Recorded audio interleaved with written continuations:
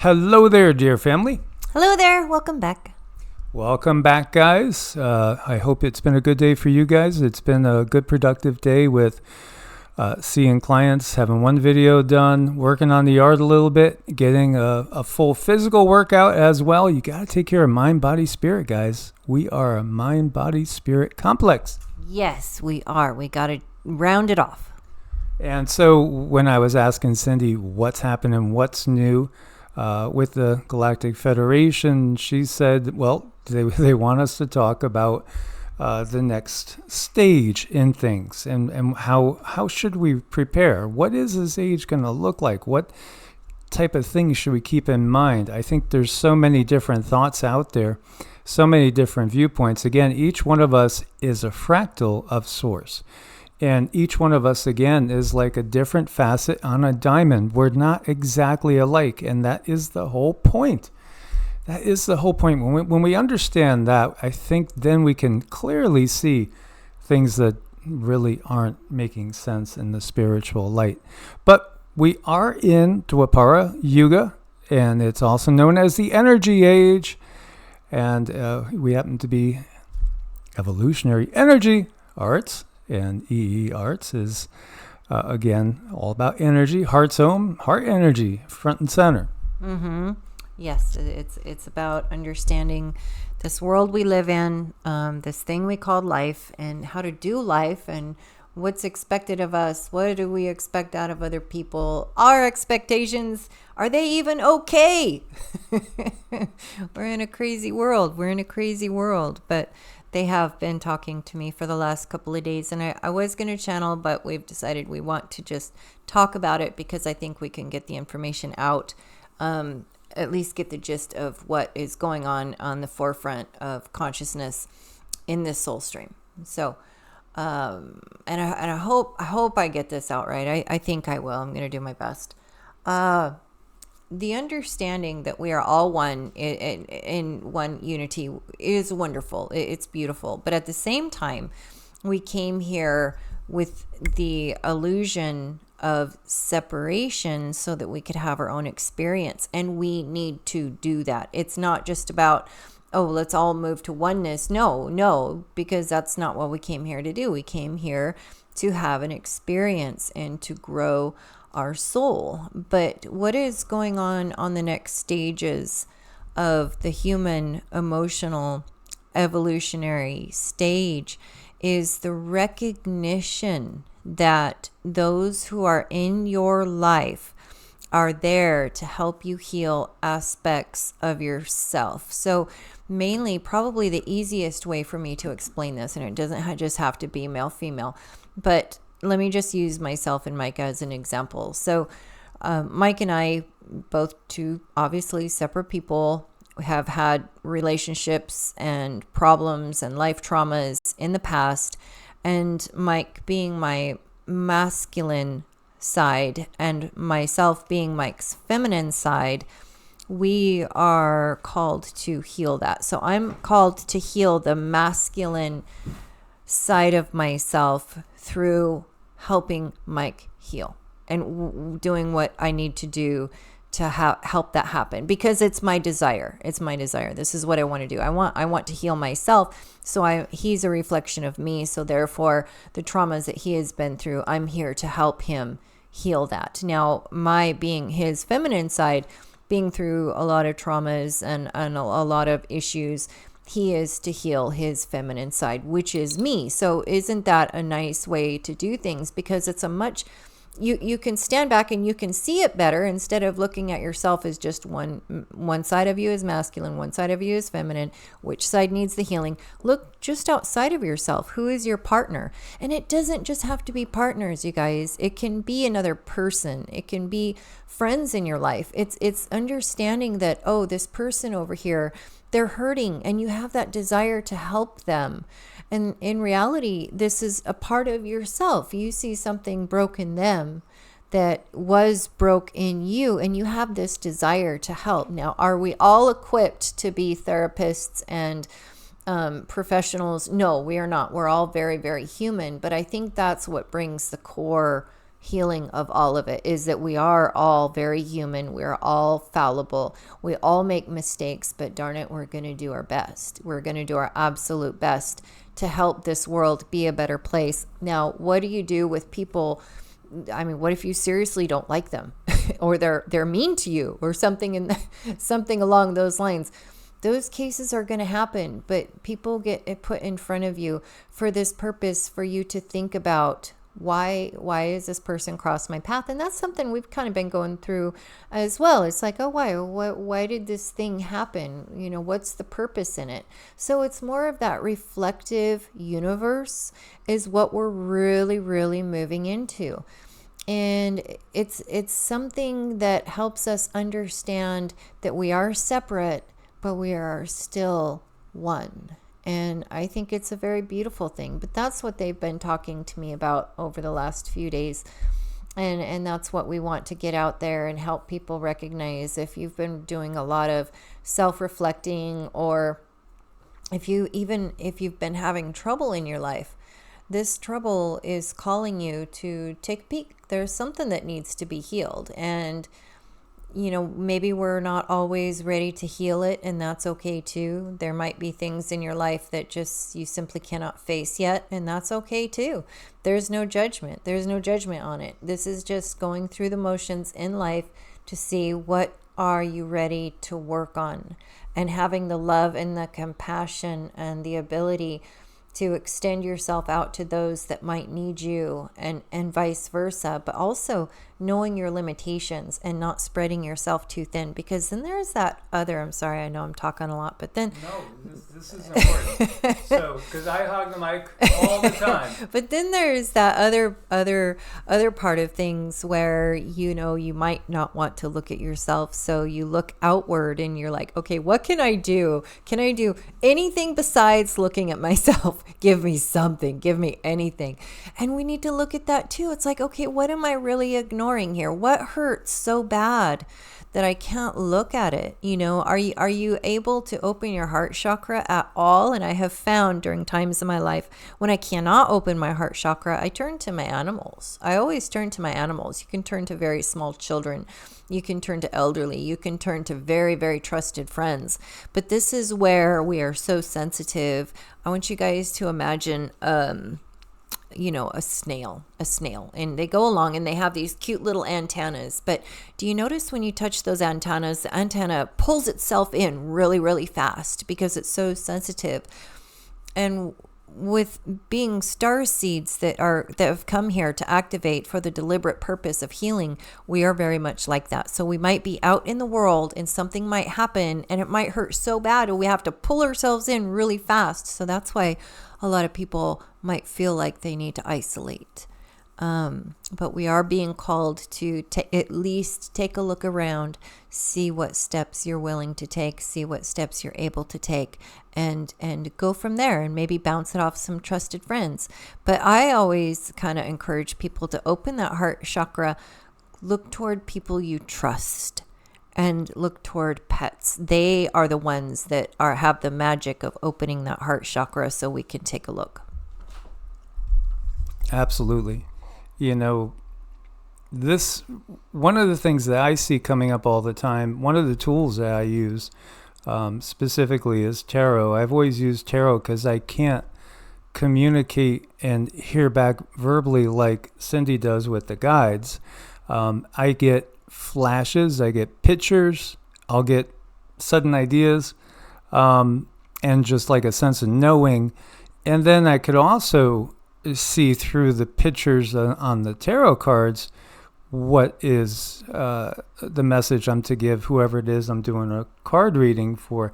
So, you know, that's something I started to get into about maybe 35, 40 years ago. I mean, I'm an old guy here. Gosh, it's really hitting me. I'm getting old. But at the same time, in a Bronze Age, I'm still a baby. You know, because you got to throw everything that we've grown up with in this dark age out the window. All of it. We've, again, had so much distortion in our lives that many people have had to be somebody else instead of being yourself. And that's a real sad thing. It's that, again, conformity. And that's what this dark matrix has demanded, a conformity. And many people just, especially as we've gotten closer to this time period, have found they don't fit. They just don't fit. It doesn't feel comfortable. It doesn't feel right.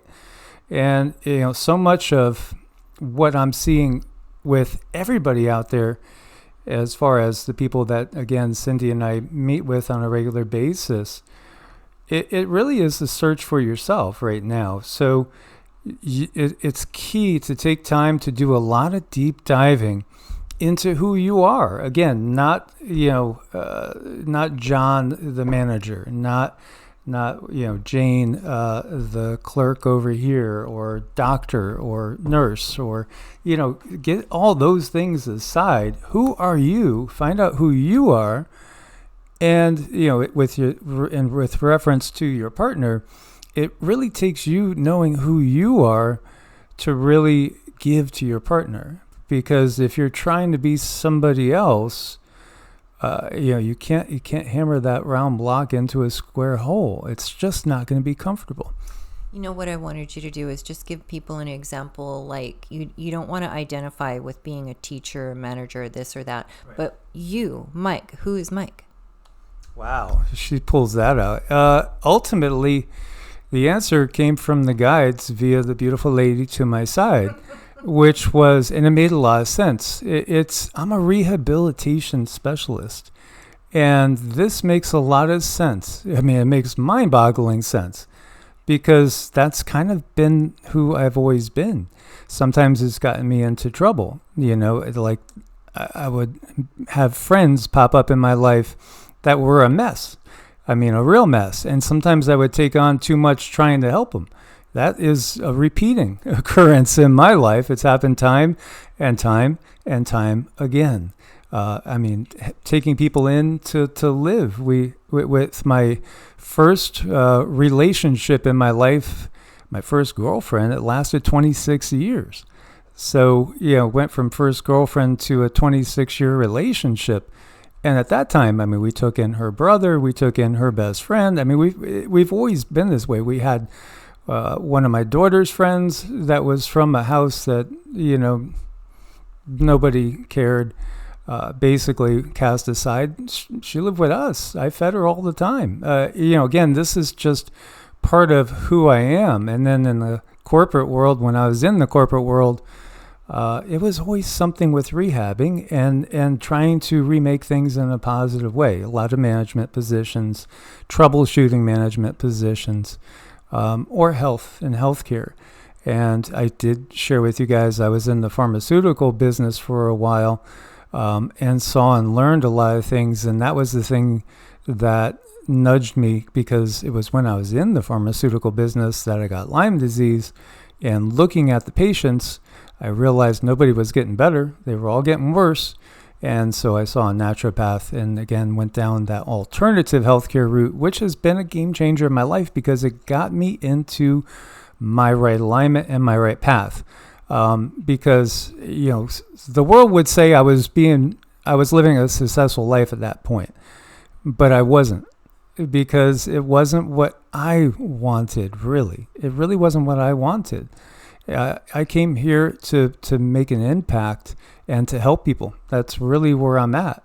And I have an insatiable drive to learn and to grow from that too. And that's basically the timing of the soul jumping into the body.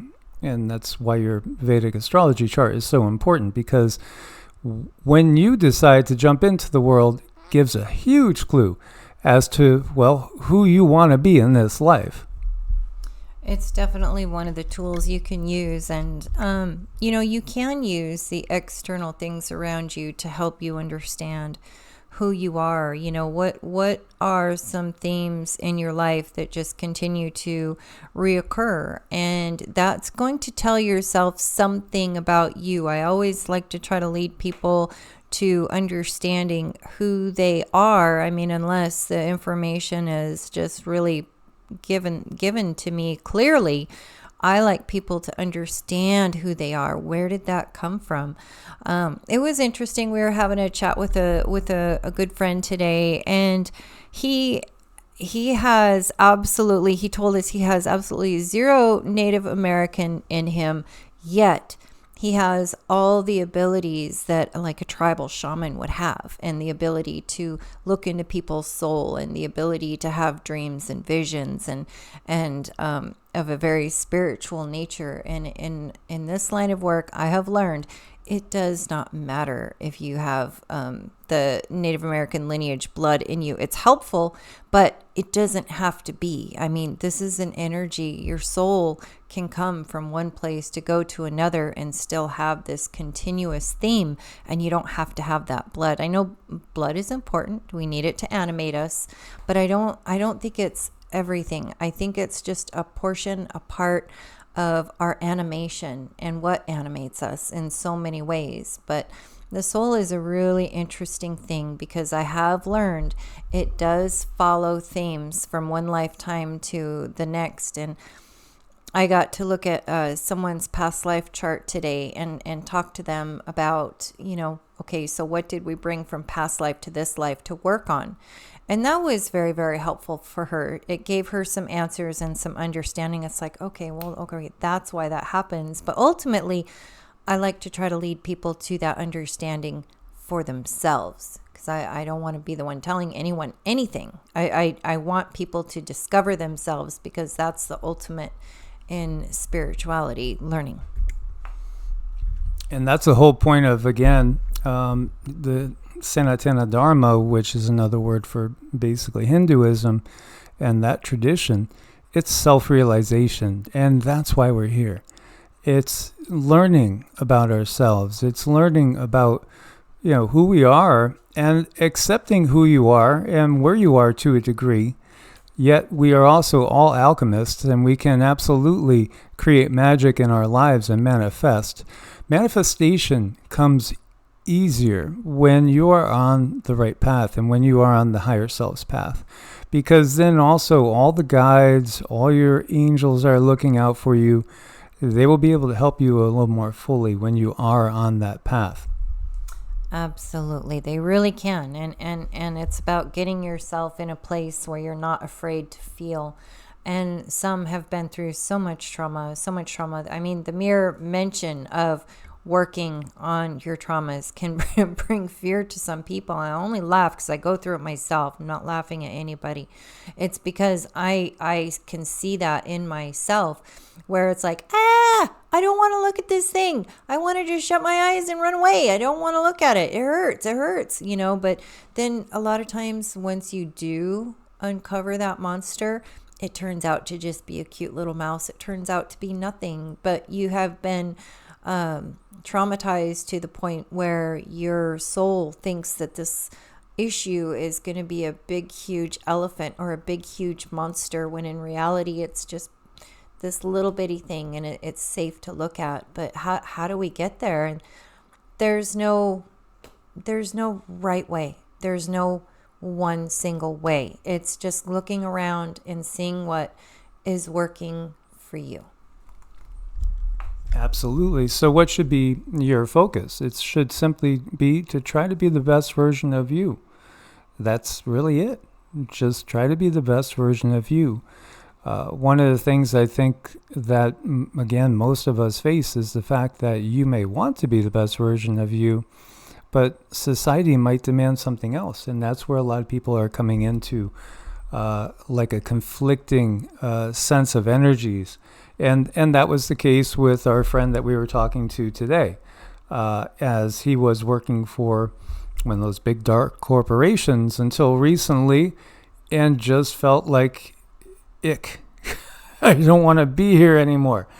And so coincidentally, a perfect situation popped up for him. It happened to be like 1 mile from the house. He didn't have to lose pay or anything, and he gained that closeness to being home in case of emergency. He could even walk home if anything happened, if it was an EMP. And it's because, again, this is in alignment with his higher self. because he's at the point now spiritually where he knows he doesn't want to be associated with this energy anymore.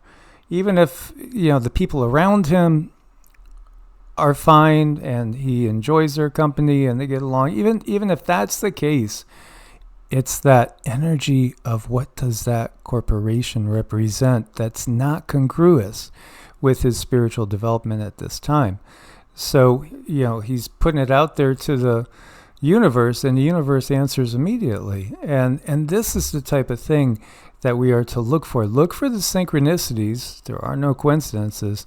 Look for the synchronicities. If you keep running headfirst into a wall, there's something that you're missing. And this is what we do all the time too. Now, we do understand too that when you are on that path, and especially if you're one that the Draco and the dark energies has claimed as a food and energy resource, and they've been utilizing you, and you start to get on that path, they'll pull out all the tricks. They'll try to irritate you. They'll do all sorts of things to lower your frequency. So you have to recognize that. So it's not that it's not going to be a challenge at times, but somehow the universe will start to manifest the right things at the right time if you are on that true path to having you become the best version of yourself in agreement with the higher self. And again, I got to plug the Vedic astrology chart because it's the biggest clue that there is. It really is, because it shows you your tendencies. It shows you even things like you could look at a past life, and you could see if that past life looked like it ended successfully or not. There's a lot there. There is. There's a lot there that can be rolled over to help one understand, but really it comes back to just doing things the absolute best that you can with the tools that you have been given today, and holding that high frequency, that high vibration, and do understand that if you do carry a lot of light, and if you're listening to this channel, I know that you do, there could be external forces there to trip you up in some way, shape, or form, and don't let that happen. I remember when I finally understood and could see the darker energies using me to feed off of. It was like the worst thing, because I would get angry at something, and sure enough, one of those darn things would come and feed, and it was just horrible. It made me sick when I first realized. It's like, oh my gosh, I'm being used as food. I don't like that. So I would find ways to either work through the thing or put it somewhere for now until I could deal with it. But I didn't sit there in the darkness and in the pain. And I can tell you, if you're going through that, my heart goes out to you. It's something that's just no fun. It's something that I don't know. I remember I went through it, that the darkest night of the soul, darkest darkness you could get. It was really horrible. I think I laid in bed for at least a couple of years, at least. And that was really tough. So I have been there. At the bottom of the barrel. Just, not wanting to open my eyes and not wanting to even know what time of day it was, because I knew that I was going to have to continue to breathe through the rest of the day. That was really no fun. And I did find little groups of people to meet with from time to time, and they really helped pull me out of it. And these people had been through a lot of the same hells that I had been through. So it was helpful to connect with them. But, we all go through it, and all we can really do is our best with what we've got. And then if it's not a partner, look at your friends. What is the universe trying to tell you to heal? What is the universe saying? Which part of you needs help? And I think that's the little urge inside of us when we see someone going through some trauma. There's that little motherly instinct that's like, you want to jump up and help. And you want to try to fix that, not because it's someone having a hard time, as much as it is, this is a part of you that needs help also. Absolutely. So this says, how others see you is not important. It's how you see yourself that means everything. And I think it's having that knowing inside that even if others don't approve of you, you're really putting out your best effort to be your best self. That's all you really can do in this big exploration that we have going on here. That's right. You know, confidence is definitely something that a lot of people lose through just living life, but it's something that can be built back up. And you start small, you know, you start small, you start where you can, and you just be your best self and just be yourself, because everybody else is taken. Absolutely. Thank you guys so much for being part of this family. As always, look forward to your comments. Source bless and namaste. Namaste.